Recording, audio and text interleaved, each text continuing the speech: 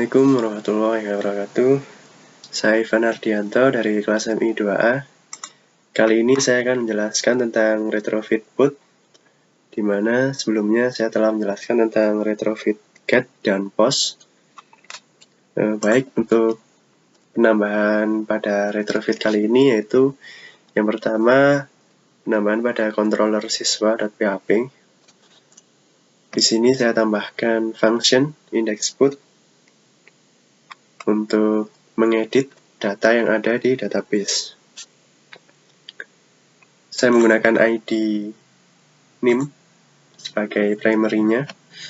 Lalu saya mendeklarasikan array yang saya masukkan dalam variabel data, di mana terdapat nama, alamat, jenis kelamin, dan nomor telepon. Lalu diinputkan melalui primary ID, lalu update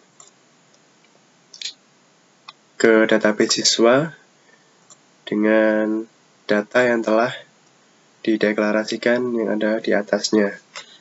Lalu terdapat pengecekan jika update response 200 maka berhasil, jika status fail 502 maka dia gagal. Bisa kita coba dulu di Postman.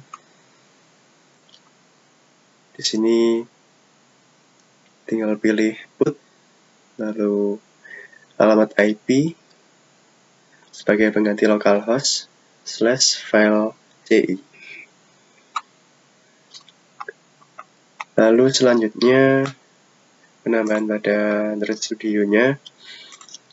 Yang pertama pada kelas JSON placeholder API, yaitu terdapat penambahan put siswa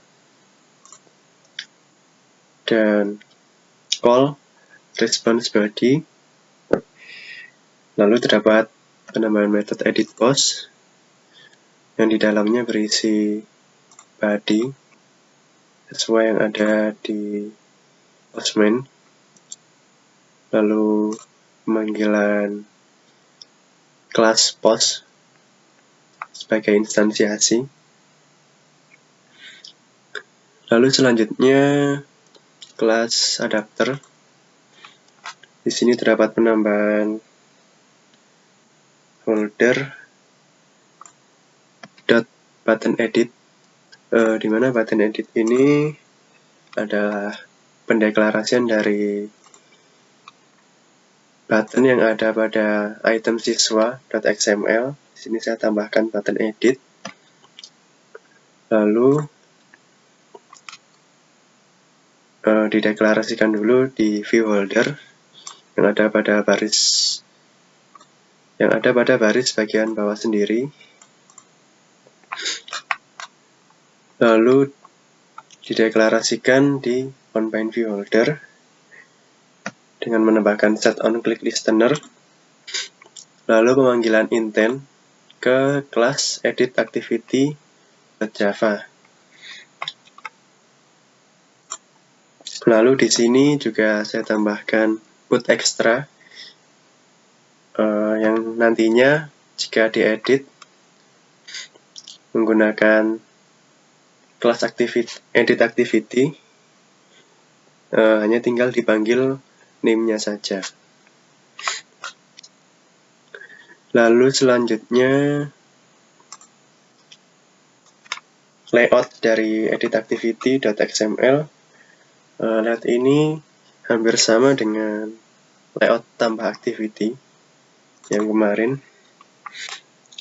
Cuman perbedaannya di sini jika edit data pada edit text, name, nama, alamat, nomor telepon maupun pemilihan jenis kelamin sudah ada data yang tersimpan sebelumnya. Jika ditambah activity masih kosongan, edit activity ini sudah terdapat data-data yang ada di database. Lalu untuk kelas Java-nya, yaitu yang pertama pendeklarasian variabel dulu, yaitu edit text name, nama, alamat, nomor telepon, radio group. radio button dan button. Lalu pada onCreate, find view by ID, name, nama, alamat, nomor telepon, radio group, dan button. Lalu di sini pemanggilan getIntent yang telah dideklarasikan sebelumnya menggunakan intent put extra, kita panggil menggunakan getIntent sesuai dengan nama variabel yang ada di adapter, yaitu name. Saya sesuaikan dengan yang ada di sini. Yang ada di sini name, nama, alamat, jenis kelamin, dan nomor telepon. Lalu penambahan pada button edit. Di sini adalah untuk menyimpan datanya menggunakan retrofit, yaitu set on click listener. Saya deklarasikan dulu name, nama, alamat, radio button, dan nomor telepon. Lalu terdapat pengecekan jika data-data tersebut tidak diisi atau kosong, maka terdapat tus lengkapi seluruh data. Dan jika sudah terisi penuh, maka masuk ke retrofit seperti sebelumnya, yaitu pembuatan objek post, lalu retrofit menggunakan base URL alamat IP / file kode igniter, lalu JSON placeholder API, lalu call edit post, di mana ini adalah put pada placeholder API, lalu call enqueue. Jika dia response successful, maka dia menuju main activity lagi dengan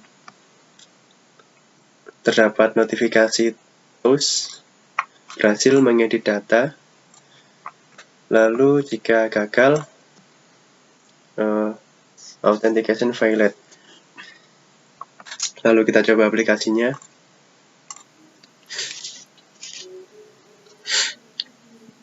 Di sini terdapat data-data yang sudah saya tambahkan kemarin. Lalu saya mengedit data yang paling bawah.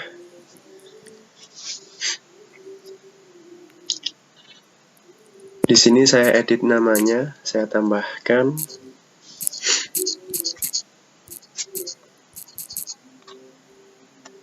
Lalu saya tambahkan alamatnya juga.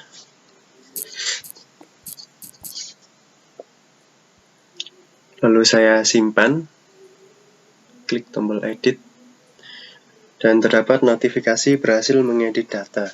Lalu kita lihat pada bagian paling bawah, dan data berhasil diedit. Lalu untuk mengeceknya, bisa kita cek di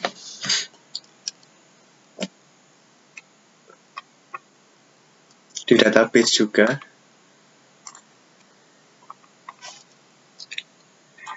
Dan di sini sudah berubah datanya sesuai yang kita edit tadi. Sekian dari saya. Terima kasih.